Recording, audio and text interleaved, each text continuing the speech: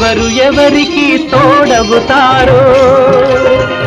ఎప్పుడెందుకు విడిపోతారో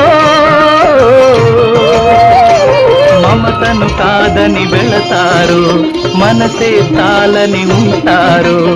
ఎవ్వరి పయనం ఎందాకో అడగదు ఎవ్వరిని బదులే దొరకదని